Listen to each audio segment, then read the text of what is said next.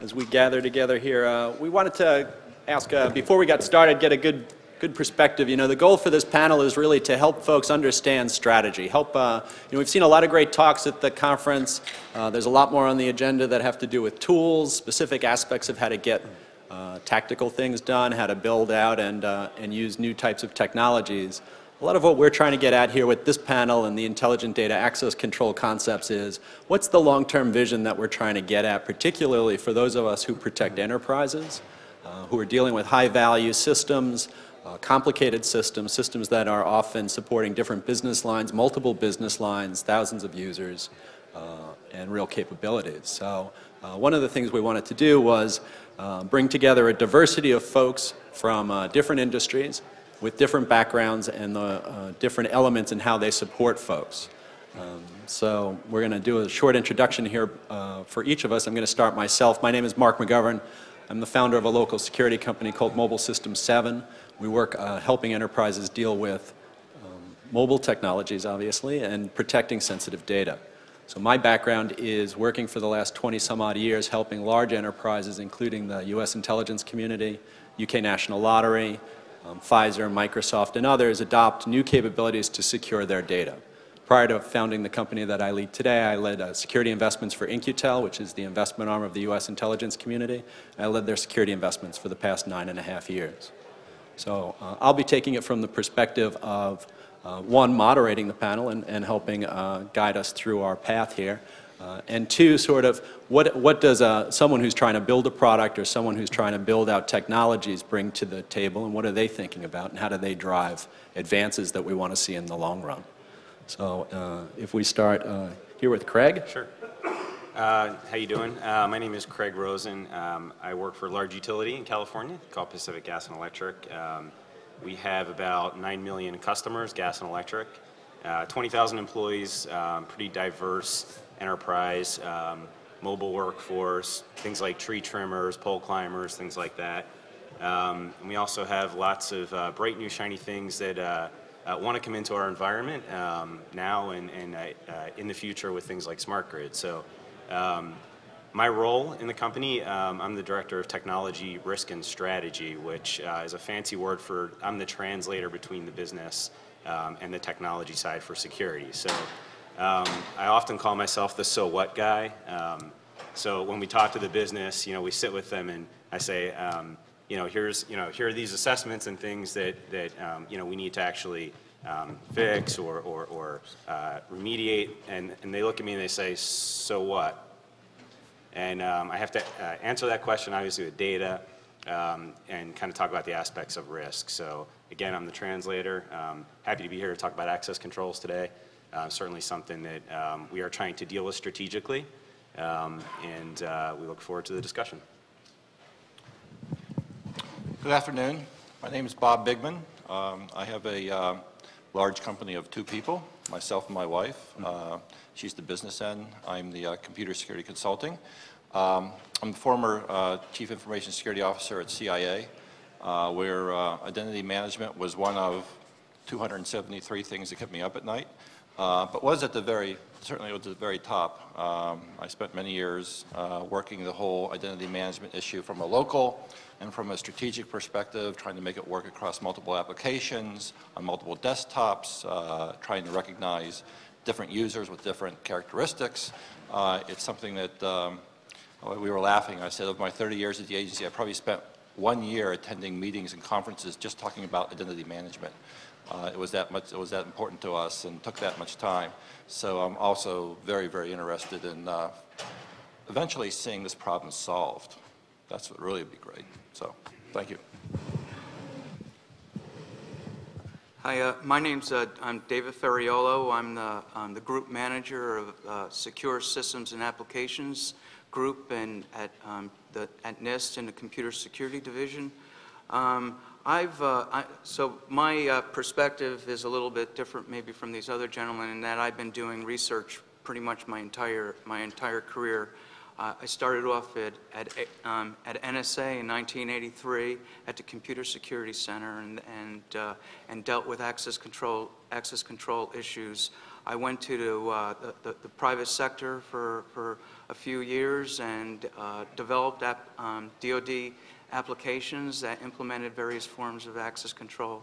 And since I've been at NIST since 1990, I've been exclusively doing research in access control.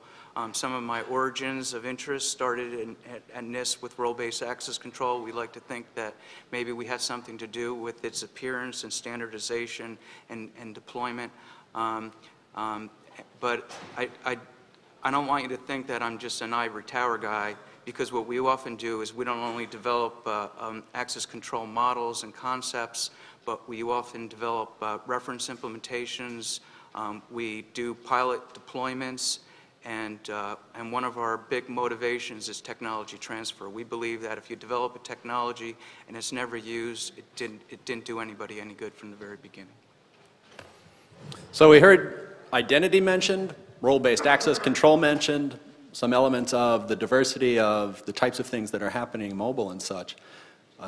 Where I'd like to start the panel and where we're going to go is we're going to talk about some of what the importance of this problem is, what's the problem we face today, some of the historical aspects of what we've tried to do in the past to change things, and then we're all about making this thing move forward, right? So we want to move on to what are the things that both the audience can do and what some of the panel members have done to already put in place some open source capabilities and open source program to lead the idea of how do we improve on the access controls of today.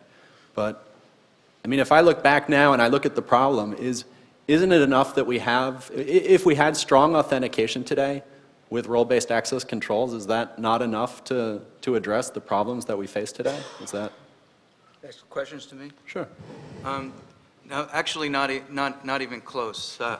So role-based access control was a big, well, it was an advancement from, prior to role-based access control, most access control was based on low-level access control mechanisms like access control lists. Access control lists are very difficult to administer, because typically the problem is when someone comes into your organization, you want to know what capabilities or what functions they can implement in the organization. So access control lists are actually the opposite of that. So role-based access control provided a way of visualizing and managing access control data in a way that naturally reflects how organizations work and functions. But the problem with role-based access control, even though it's a step forward, is that everything isn't based on roles. There's other characteristics that users have. It might be that you're a teller and you can only have access to certain information within your branch.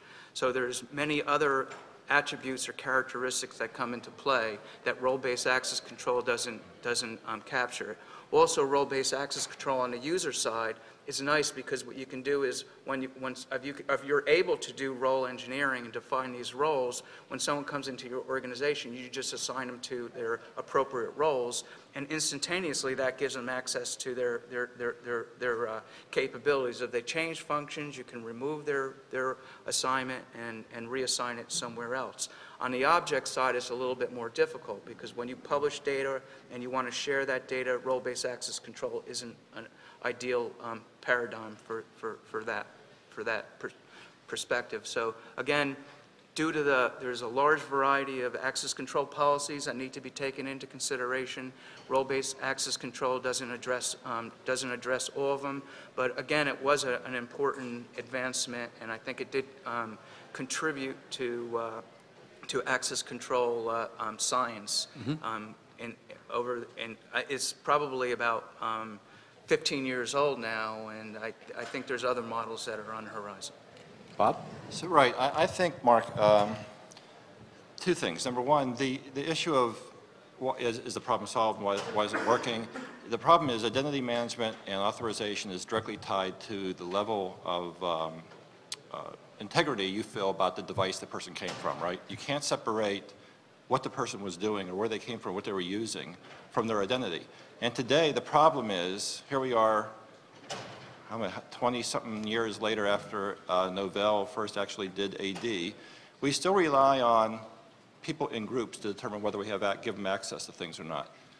We have amazing technology in so many fields, but access management today is still largely, here's a SID, here's an AD, okay, do what you want with them. it doesn't work that way. You know, in my agency, I had to worry about not only who they were, I had to worry about where they were at that specific time. Were they coming from a facility in McLean, Virginia, or were they coming from Peruzzi Street out in Tehran, Iran? That makes a big difference as to whether you're going to give them access to certain things or not. But commercial systems don't do that. And you know, when you talk about role-based access, unless someone can tell me when, I don't know a commercial or open source capability that actually works well. We've tried certain ones before, but frankly, they tend to miss the mark and don't make what the manufacturer they don't really satisfy what the manufacturer told you they're going to do. So, yeah, I'm still very pessimistic about where we're at with access controls.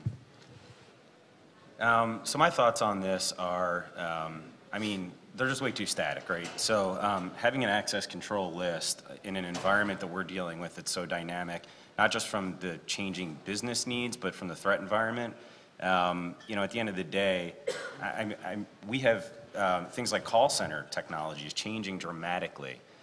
So, you know, where you would think that there'd be a call center of, you know, 30 or 40 people sitting there waiting for calls anymore, this whole environment's going mobile, right? So, you know, perhaps they want to be in a certain place, you know, at a certain time. And there's lots of different variables that are coming into this that need to be evaluated, that a static list is not going to be flexible enough to change that quickly and you know, account for that situation. So we're seeing just complex changes in the business that are really, really pushing the need for us to go well beyond just role-based access controls. So role-based access controls brought out in the early 90s, David? 92. 92. So we're looking at a technology that's 20 some odd years old. And sure, we've made use of it. It's gotten very complex. I think, how many folks in the audience actually are involved in setting policies or helping folks in enterprises figure out how to secure their systems based on different components and technologies, right? So how many people think that the role-based access control capabilities that they've got today really reflect a usable system that adapts as they need new technologies or new granular access? Is that something that fits in well with what you're trying to do? I see head shaking no. And so, the problem is not the RBAC, so from that perspective, to a large extent, the problem is that the applications, at least when we work on them, have no ability to handle more dynamic access control functionalities, nor do any of the applications have any clue about how to bring scale back access control. When you say your privileges need to change, how do you define what? Yep. Haven't read that standard, have you? Yeah, I get a lot. We get a lot of, you know, here's a new application coming in, and you know, there are two roles, administrator and everything else. So that's what we're defining, and we kind of just sit there and shake our heads and say, it's got to be a little better than that. So it's tough in the world that's moving all about us, right? So we've got an increasing number of endpoints that we have perhaps no trust in, but varying levels of trust, right? We no longer can rely on owning a Wintel endpoint at the endpoint, right? Androids, iOS, whatever RIM becomes, Microsoft, and others, right? So we have this diversity of endpoints, we have the diversity of applications, and ultimately, what does the ideal access controls, in a world where you don't control the endpoints, what sort of decisioning or authorization capabilities is the ideal solution? What would be the types of capabilities? We heard some of them mentioned there, you know, adaptive to certain things, but what are the types of things that you want to be able to do as the enterprise with that ideal system? I can start us off. You know, I'll tell you one thing that's a challenge right now, and maybe that'll highlight what we need to do better, is that we've got tool silos all over the place, right? So, you know, every enterprise is dealing with this, and we've got to hire this guy to do DLP, this guy to do database access management. So when I think of ideal solutions, I really think of pulling this stuff together, centralizing it and consolidating it so that we can have some expression of policy, some similar taxonomy that makes sense across these multiple tools that can actually be consumed by them, right? And, you know, there are models out there, there's ACML and things like that, but not a lot of enterprises have really built this internally in their four walls. I think mobile's putting a lot of pressure to improve those capabilities and come up and be more flexible to build those kinds of models. But that's a challenge that we deal with. I'm curious, you know, if other folks deal with that challenge. I would imagine that, you know, the tool silos aren't going away tomorrow, and you know, we talk about standards-based and you know, I talk to the vendors and then they sit there and they roll their eyes. I'd say it'd really be great if, you know, you didn't have two policies, one in the cloud and one on-prem. That really drives us crazy because now we have to actually, we have to synchronize these two, right? Or three or four or five, based on our policies that we have put together. So it really creates a lot of challenges and, quite frankly, expenses in the organization because you're hiring for a specific function when really we're all trying to do the same thing. So those are my initial thoughts and pain points too around that. Good. I would say two things as well. The first one is the ability to assert trust even in an untrusted device, an untrusted network. And I know that's extremely hard, but I don't think enough intellectual energy, frankly, has been thrown at it. And if you look at it,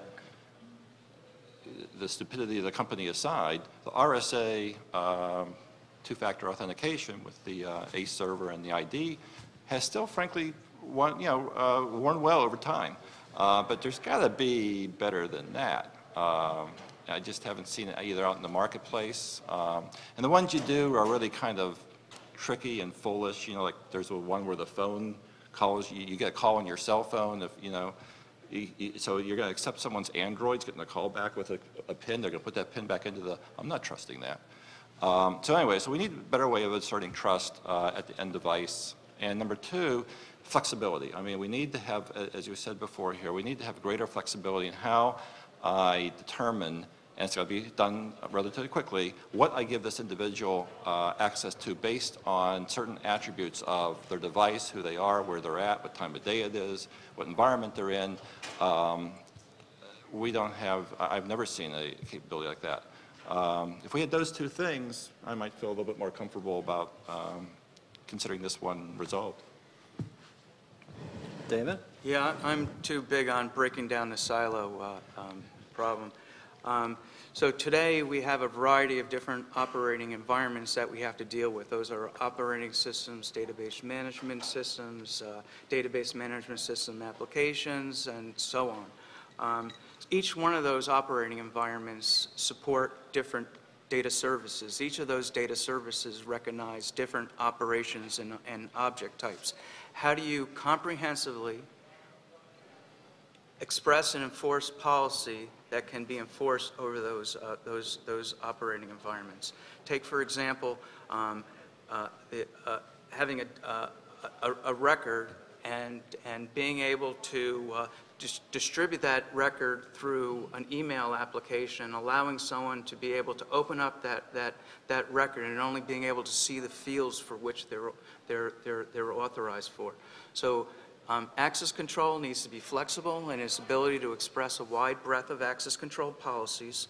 It needs to be comprehensive across your data services. If you can achieve that, you should be able to authenticate one time into this operating environment and be able to see and consume all the data. And you should only be able to access the data that you're authorized for. That comes pretty close to an ideal access control environment to me. It's a pretty all-encompassing type thing, right? So I can write a policy that's flexible, right? So the business decision makers and such can understand I've written policies at some level that cross a bunch of systems.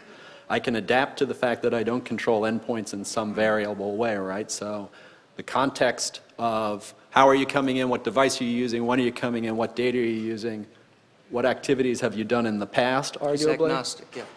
That it uses all that type of information that arguably the enterprise has access to already, right? And then at the same time allows me to do this in a robust standards way. Okay, so that's an ideal. What's a baby step? What's a thing that I can start if I'm looking at an enterprise today? What's a use case or a set of data that I can use that allows me to take that baby step forward? Is there one that you guys have encountered or that's been useful before? No.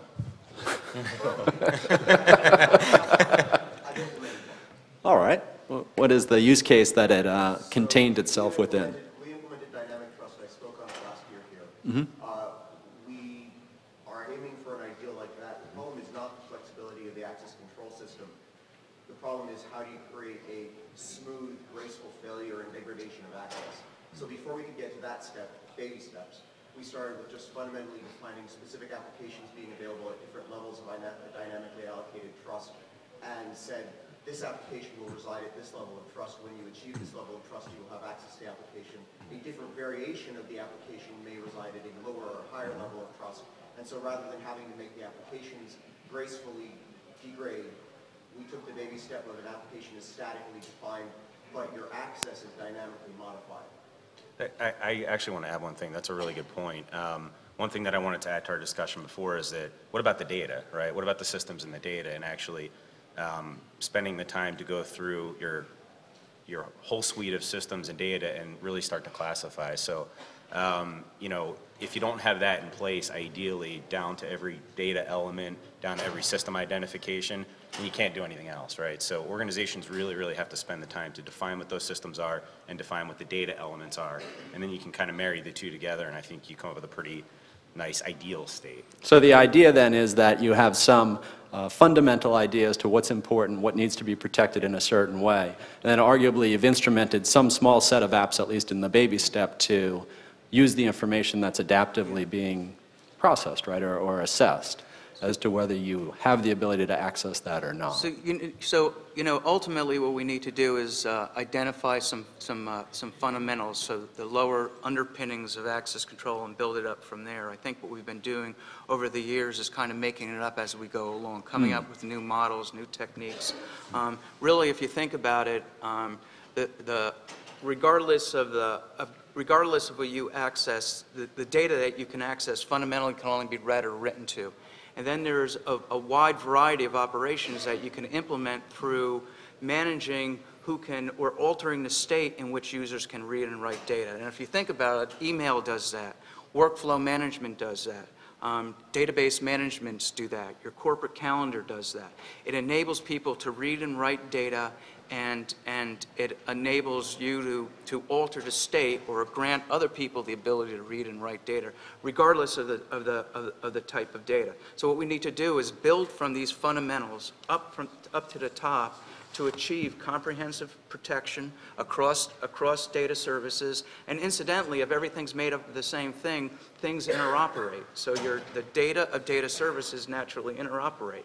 Right now, what you can do is you have an operating system that protects data, and what you can do might protect a file. Nothing prevents you from copying that file, placing it into an email message, and sending it to whoever you want, or even including it as an attachment, including it in, because those access control mechanisms don't recognize each other. Right, but fundamentally, I'm still stuck. It still comes back to identity. How do you still know? I mean, even though you have an RBAC scheme or an adaptive scheme, those are all wonderful schemes. The true issue from my perspective is, who is that person? You know, who does that SID belong to, okay? Is that really the person who said they were, who asserted their identity when they logged on to the machine or passed whatever test it was that they passed to get on there? That's still the fundamental challenge I think we still haven't fully solved. I know I might be a little compulsive on focusing on identity, but if you can't get that part right, I don't understand how you can make any assertions about what they're authorized to see or not see. Unless you say they're either, you know, I'll let this person log on to the system, but I have absolutely no trust in who they are. Well, why are you leaving them unlogged? You know, get them off your system as fast as you can. When you start saying that they have levels of trust in the person, what did you do to make that happen? You know, what event was it that they passed? What test did they pass to enable to do that? So we have to focus just as much on that part of the problem as on the actual how we actually authorize them to data, or however we're going to do that. So I think it's fair to say that a lot of times when we've built out systems in the past, it's been a pass or fail type capability, right? You were authenticated, you weren't authenticated. You were on the system, you weren't on the system.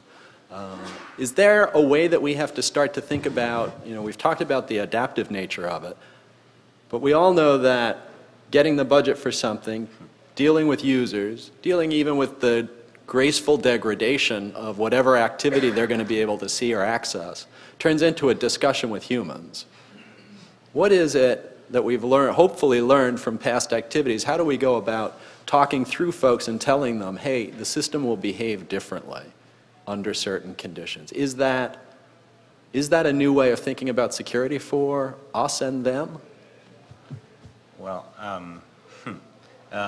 you know, I think that for us to have successful discussions, we have to talk about it in terms of business enablement, right? So it's not so much about the details of the technology and graceful degradation. Most of the folks in our enterprise want to know, what are they going to get out of it? They don't, you know, we were talking earlier about, you know, getting kicked out of the office when you start talking about, you know, techno-babble and Zachamel and all this kind of stuff.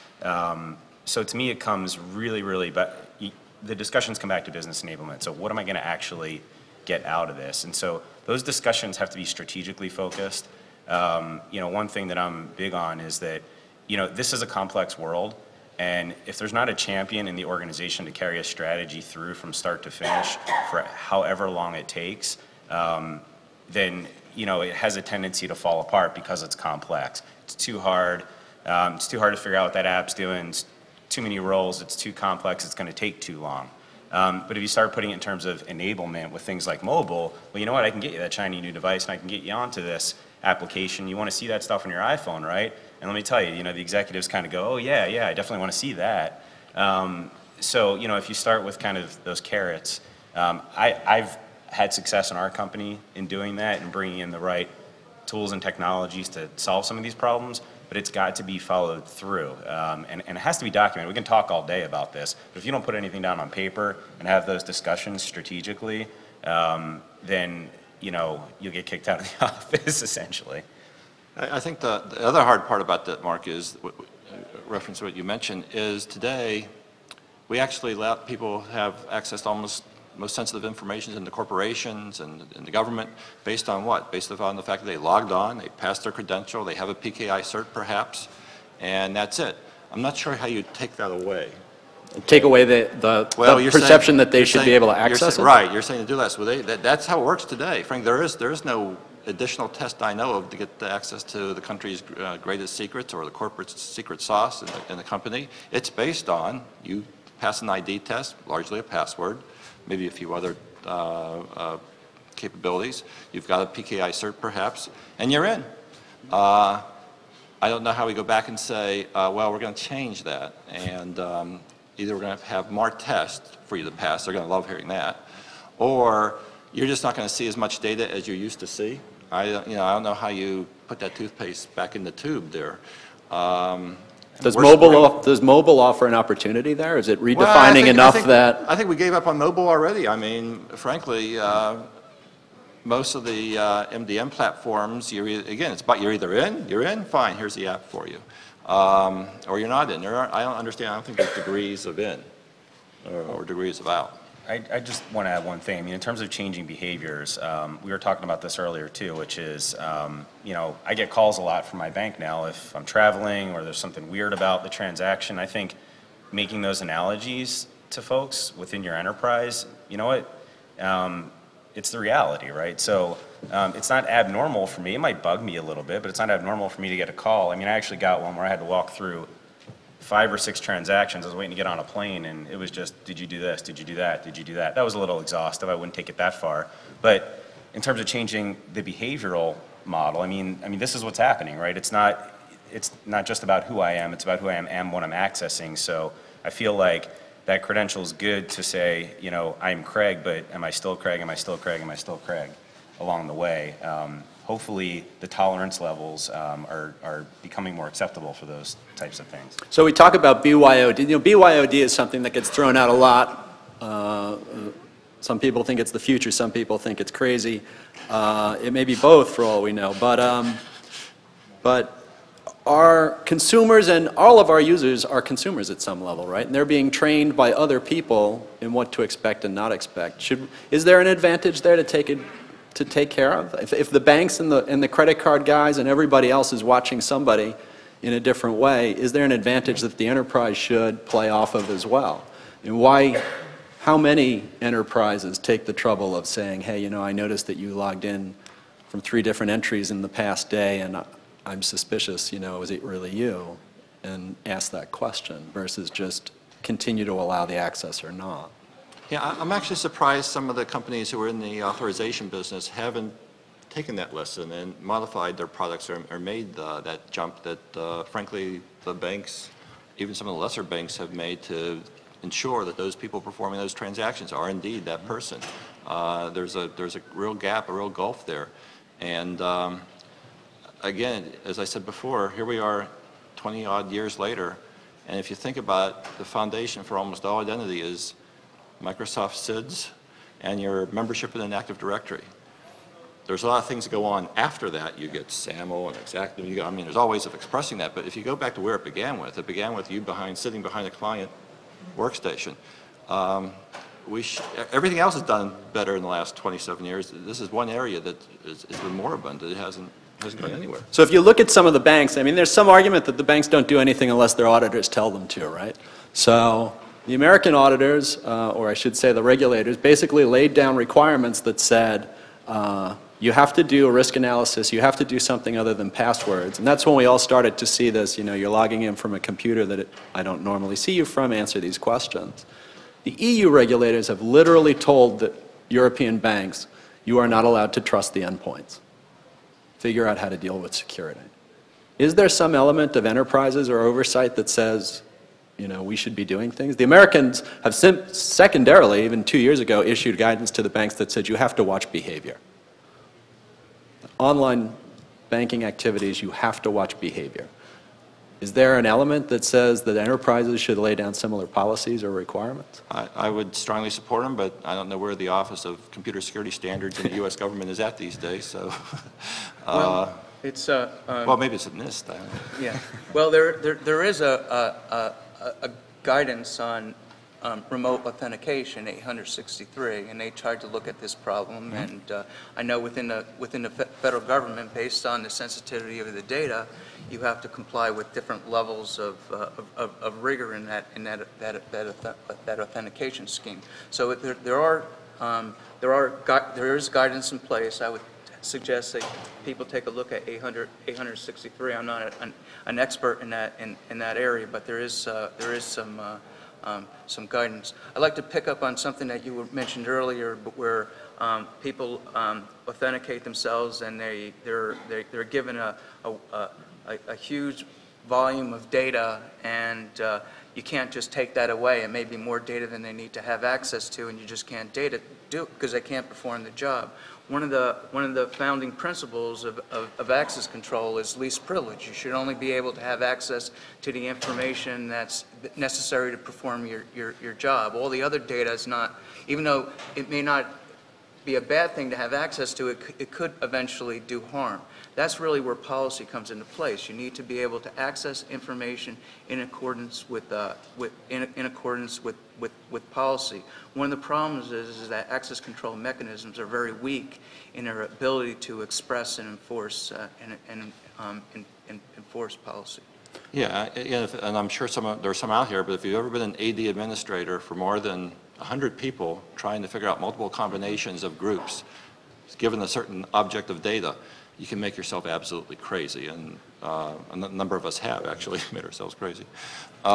It's very hard to do. It's really hard. Yeah, I understand least privilege very, very well, but believe me, in practice, it's a lot harder to do than it is, and getting it wrong has a big cost as well, by the way, if you're overly conservative, than getting it, making it too liberal. So there are not tools that allow you to do this easily. That's another problem. So, David, you mentioned the idea of writing policies and the idea of making them. Yeah, writing down a policy and implementing are two different things. It's often the case that even I know at NIST, it's someone who does research in the area of access control and sees what is possible and then sees the state of the practice. Just let me go take a step back. Access control is hard, and we've been working on it literally for 40 years.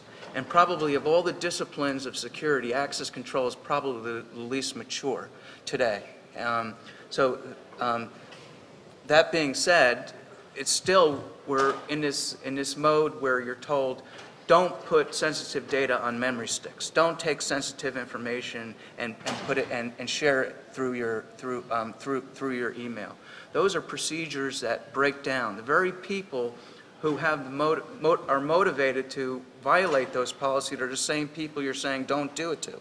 So you can't rely on those things. And access control policies need to be able to be flexibly expressed, flexibly enforced, and they should be comprehensively enforced. And I don't believe it's impossible to do. I think it is possible.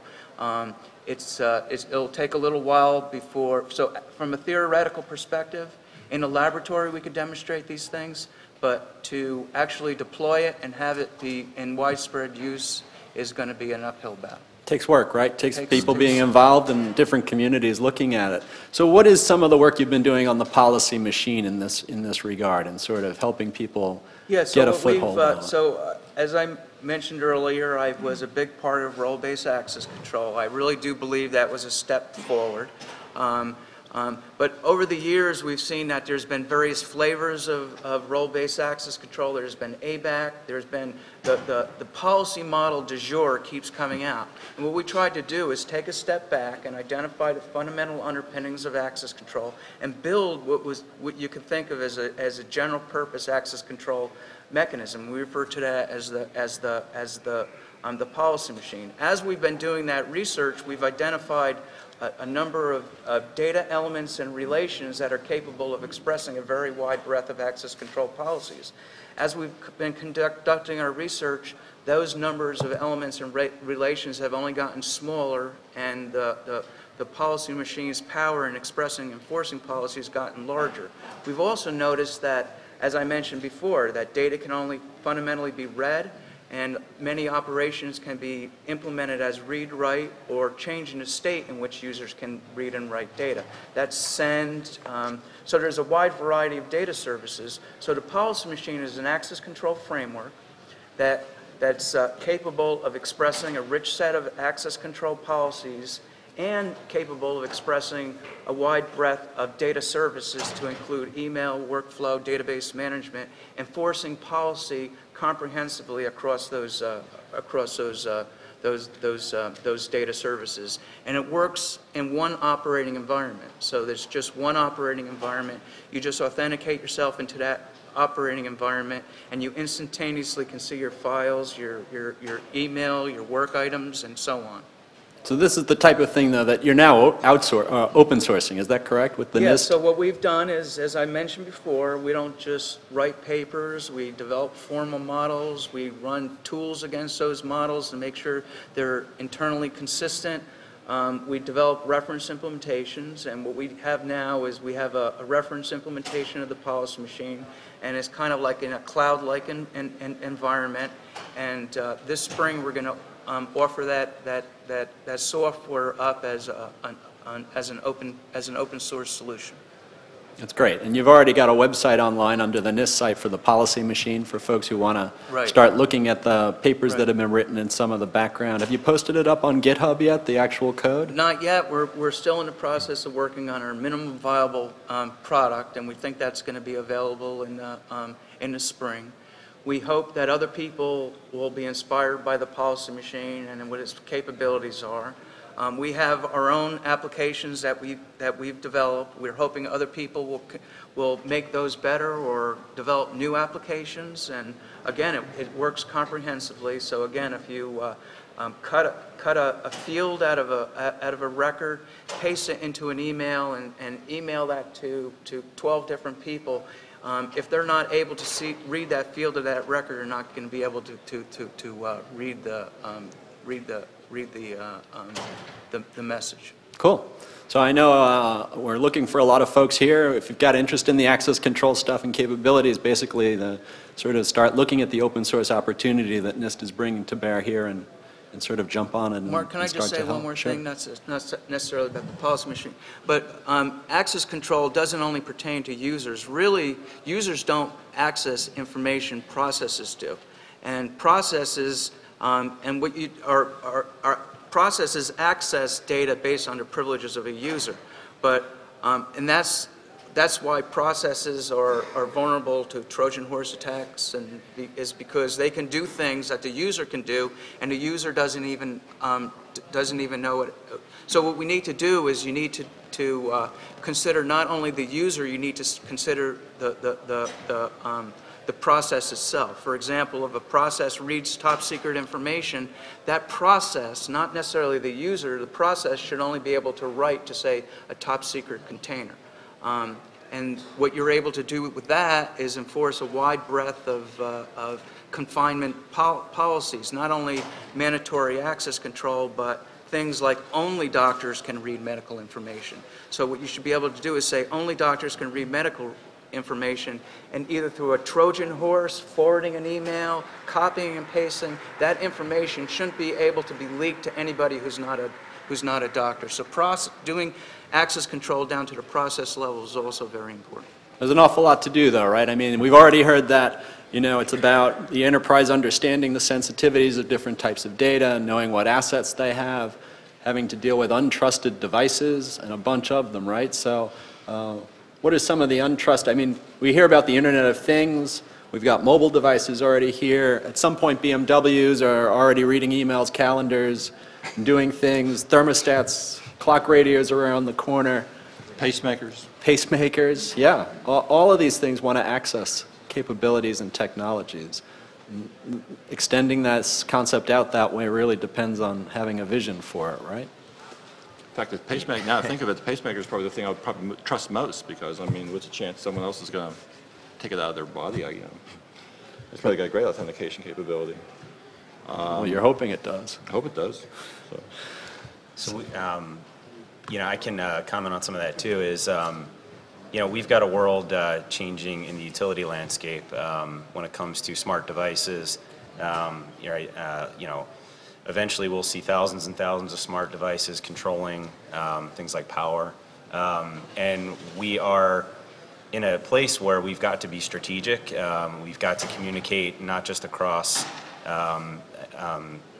you know, physical and logical space, but we have to actually talk about converging operational technologies and information technologies, and we need to have those conversations. And we're, you know, we're starting to have really, really good conversations where where IT wasn't really welcome at the door. We have a bigger seat at the table right now with our operational guys, because a lot of these new devices that are being developed, they have capabilities, right? They have capabilities that you know, just like a pacemaker would, that you know, has a kernel, and so, you know, we spend time really trying to put this framework together to ensure that we're meeting those demands, and that's about ensuring, you know, safety and security in the supply chain, all these kinds of things that you have to get in front of to ensure the integrity and the security. For us, I mean, it's critical infrastructure, so it's pretty important. Make it work all the time. Yeah. I mean, that is one of the differences between a lot of other things we've done in the past, whether it was GRC or SIM or something else, right? Access control is in line, right? Yes or no? Yes, no, or something else? Wow. True? I mean, absolutely. Yeah, I mean, yeah, it's absolutely. How's it work on the other way? Well, here's what's interesting. I think of this one is really preventative and detective controls, and you know, there aren't a ton of enterprises out there that actually deploy their technologies in prevent mode, which I think would be the definition of an access control, right? You don't allow it to happen in the first place. Instead, you rely on your SIM. So you go into some kind of detective mode, you push data out to your SIM. Your SIM's got to be quick enough, nimble enough to actually respond. So detect and respond is really important, right? But how quickly can you do it? And is that really an access control? Well, it's after the fact. No, they're already in the front door, so you haven't really prevented access. You know, it helps, but I feel like part of the reason that we don't put these things out there in prevent mode is because there's, you know, in most enterprises, there's not a large tolerance for disruption. And this goes back to spending the time to actually define these policies in the way that make them effective, so that you can have that confidence level to actually deploy these things in a prevent mode. You know, you can be super quick and nimble and detect and respond, but when we get to a point where we've got to prevent, you know, we've got to go into prevention mode. So, you know, I think that having the right policies in place to be able to do that are, you know, it's going to increase how we protect our environments, for sure. The other thing I'd add, Mark, you asked a great question about what are the baby steps? You know, what are things we can actually do now? I'm not so sure how much us as customers, consumers of these services can actually do. I think it really, we need to have a better cooperation and a new way of thinking between vendors, both software, hardware, operating system, and the government, to work together to really focus more on, and I know Howard Schmidt tried to do this a lot when he was in his role at cyber security czar, is to focus more on how do we really work the trust issue, right? What are the fundamental things we have to do in all our systems to ensure some high level of trust in the identity of the individual. Once you do that, it's not that the rest is going to be easy, but I think there is a, you can see a solution. You can see a way out of the tunnel, right?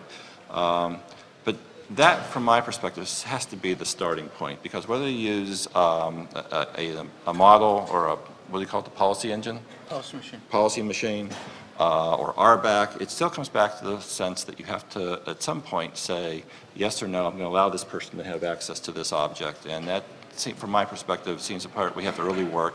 And those are the baby steps I would recommend, is focusing more on the trust first. So establishing a capability of trust, being adaptive and watching what's going on, being able to write policies that decision makers in the enterprise understand, being able to gracefully degrade capabilities, which arguably a capability under the covers like policy machine might start to let you get to. So I want to add one thing here too, and that's sort of the flip side to this, is that when you don't provide that flexibility, I just go back to business enablement, is that you don't allow your business to do certain things, and the continued pressure of mobile, you can be super conservative, and I see that lots of large enterprises have built great walls and protections. But we have to answer these questions. We've got to provide more nimble access. The world is changing, so the culture is changing. We can't continue to just remain in our four walls, even though even if it's a fortress and it's big and has, it's 9 feet of concrete, we still have to address this nimble type of access that's occurring right now to enable the business to do what they need to do. Awesome. So I'll open it up for questions if there are any from the audience, folks who want to ask about some of the experience some folks have had, or some of the... or have solutions. Or have solutions. I'll start right here. I came here because I'm hoping to learn more things about strategy, because I have a real strategic problem. Collecting data is, in and of itself, my biggest vulnerability. I work at Silent Circle. We're trying to produce products that protect people's privacy.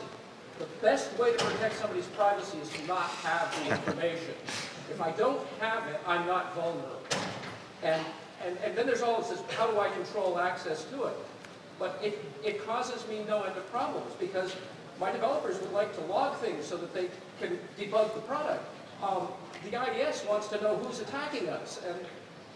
But every piece of information I have is a risk, because I'm trying to protect privacy. And before I came here, I never thought about that as a risk. I mean, in any company before. Well, welcome to our hell. It's like, no, more information, more information.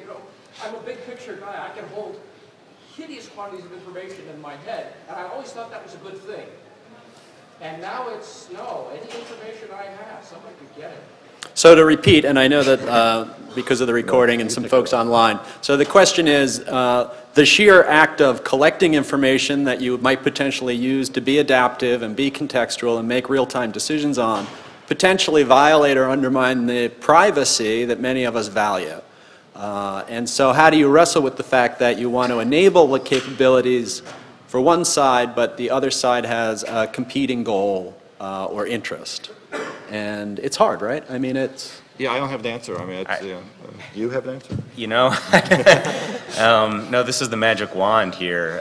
If every piece of data could somehow identify itself, wake up, call home, talk about its sensitivity, talk about, where it is, where it lives, what it's doing. Obscure itself when necessary? That would be great. Still looking for those. I do think there is at least a separation of certain problem sets. and something that I know that we give a lot of thought to, is there are certain times where the asset being protected and the infrastructure collecting the information is sort of, you're touching my asset, so to speak. And I have a right to know that.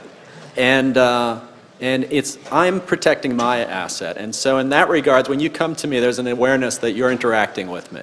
As opposed to watching a consumer who's out there, and this is, I do think, one of the BYOD challenges is BYOD in some ways when enterprises want to put an agent on the device, very often, very normal, very sane people say, I don't want my employer watching me. Mm-hmm. And so how do you set up a system that effectively doesn't have an agent on the endpoint, and doesn't trust the endpoint as much, but is watching when it interacts with them?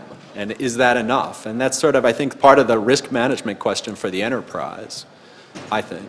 But no, this doesn't directly address your question, because that's interesting. I think one of the themes here is access control is really hard. I really believe that. Glad you came. But one thing I will say is that people should be able to share data, but you should be the owner of that data. You should be able to stipulate the policies under which your data can be accessed. So access control, almost by definition, is a federated problem. Different entities should be able to publish their data, establish the attributes, establish the access control policies, and those need to be honored by other organizations. I think it's a completely legitimate question, and I particularly in the consumer side of the world, I think it's a very big question. I hate to sound like a bureaucrat, but this does speak to standards. This is something where industry and the government need to sit down and come to some agreement on what can be collected, how it can be collected, and what's the way to secure it. And that would be a big help if they would do that. And of course, there's the one flaw in that is that I'm out to protect my customers' privacy, and some of them are concerned about those entities that are passing those standards being the ones that are collecting what they don't want collected. Absolutely. One other characteristic that's also very democracies important. are hell. One of the underpinnings of privacy is being able to determine who has access to your data. So it's often the question, who has access to my medical record? But if again, read access is very transitive. Write access isn't transitive, but it's almost impossible to determine who has access to your data. No system can give you any confidence, can tell you with confidence that they know who has access to your data unless you can do confinement. All right, so we're being given the hook, and I hope that this was useful. I want to encourage folks to talk to the panelists who will be here the rest of the conference and get involved with the policy machine. There's a question there. And I'm sorry? I think there's a question there. We don't have, I'm sorry, they're dragging us. I think we have to get off the stage is what I'm doing. Oh, all right. They're throwing us out. Yeah, we're out of time. All right. Okay. So thanks for everyone, and